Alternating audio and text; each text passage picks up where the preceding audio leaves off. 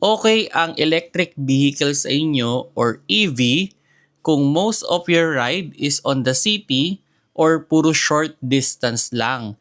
Then, suggestion ko sa inyo, kung kukuha man kayo ng EV, make sure lang na pwede nyo siyang ma-charge sa inyong bahay. And yun nga, kung gusto nyo talaga ng lower the cost, yung operational cost niya, kasi syempre mas mura sa ngayon ng electricity than sa gasolina, so okay na okay sa inyo yung EV. And ito yung tipo ng kotse na hindi nyo i-hold for a long period of time. So okay kayong pakawalan siya or ibenta siya after several years ng paggamit.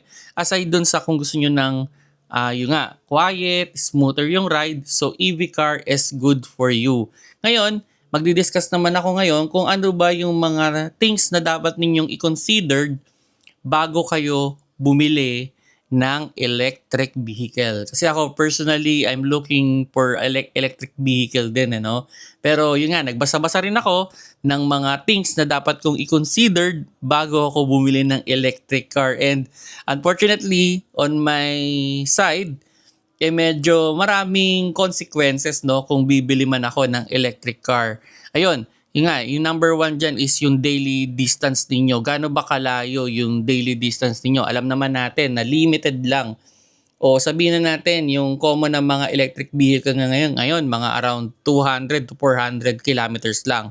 Ngayon, ang suggestion ko sa inyo, no, kung most of your ride is short distance lang naman, like few kilometers away, okay lang yung EV. Pero kung kayo yung tipong, like for example, every week, naglo-long distance na tipong 200, 300 kilometers per week, medyo alanganin tayo sa EV dyan. Kasi kung ako ang tatanungin, dapat yung EV ninyo, kaya yung range ng balikan doon sa pinupuntahan ninyo regularly, pabalik sa inyong home base, na hindi nyo kailangan mag-charge. Like for example, ang range ng inyong EV is 300 kilometers. So sana yung distance na pinupuntahan ninyo is around 100 to 150 lang.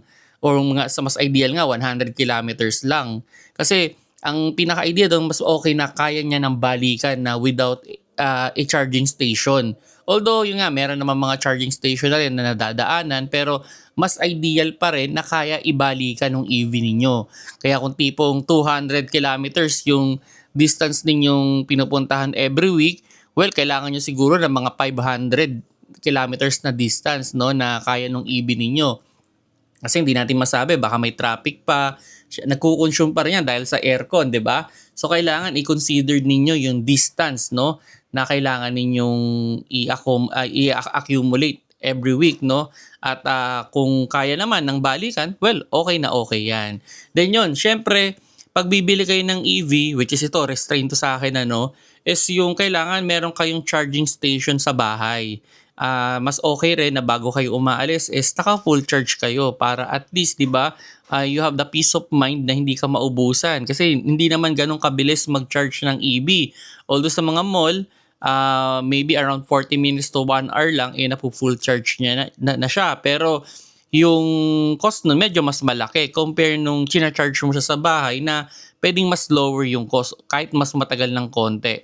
So yun, kailangan i-consider ninyo na meron ba kayong enough space o meron ba kayong secure space na pagpaparkan ng inyong EV car or pagcha-charge dyan. Kasi kung nasa street parking lang kayo, well, hindi siya recommended, kasi baka malay ninyo may magbiro, putulin yung wire, or tanggalin yung inyong plug, o so hindi rin kayo nakapag-charge overnight. So hindi siya recommended, dapat talaga nasa secure space siya, or meron kayong isang compound, or meron kayong garahe na talaga na para sa EV car ninyo. So dapat i-consider ninyo, kasi kung street parking lang kayo, well, I will not recommend it. Or kung for example, aasa lang kayo sa mga malls o sa mga buildings, well, paano kung nagsabay-sabay kayo? So, maaatrasado pa kayo. Okay. Then yun, siguraduhin nyo rin yung yung inyong area is merong maayos din na infrastructure, public infrastructure for EV. Kasi mamaya, hindi natin masabi, 'di ba? Kailangan nyo talagang mag-charge. And unfortunately, do sa area ninyo, wala naman palang charging station. O like for example, kung sa amin sa Rizal, wala naman dong charging station na malapit. So, nakaasa lang kami sa talagang home charging station.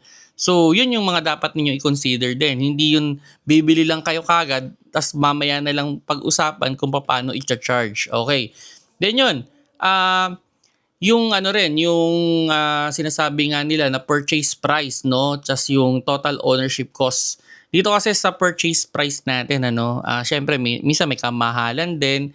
Then, yung check nyo rin yung maintenance niya, no? Although, minimal lang naman yung maintenance niyan.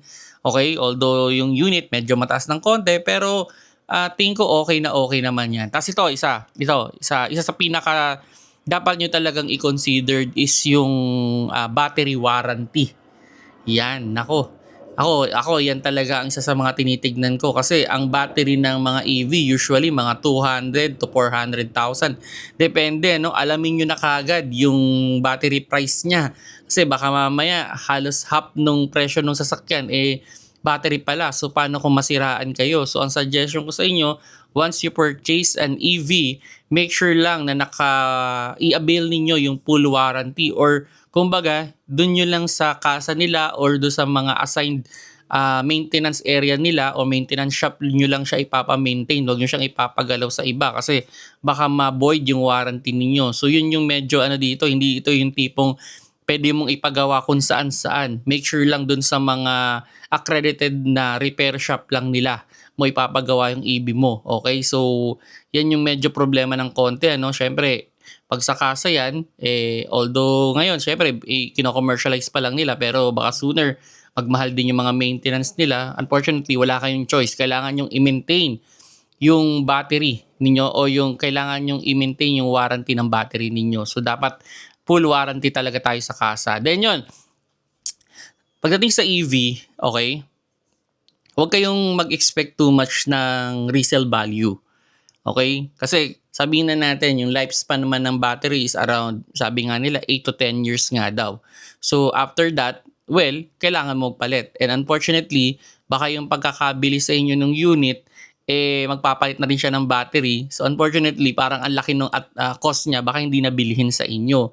So, sabihin na natin, huwag kayong mag-expect ng mataas na resale value.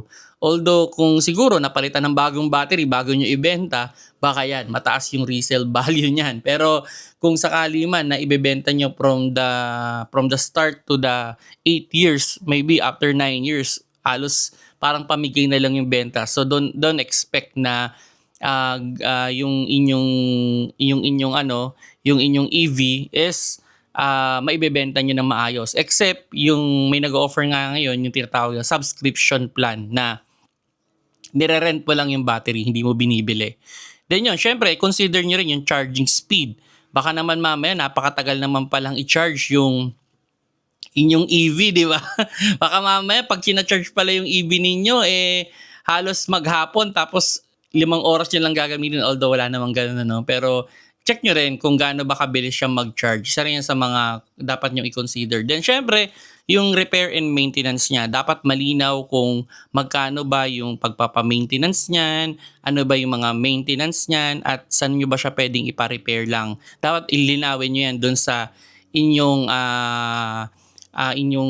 dealer, no? So yun lang naman yung maisasuggest ko sa inyo, no?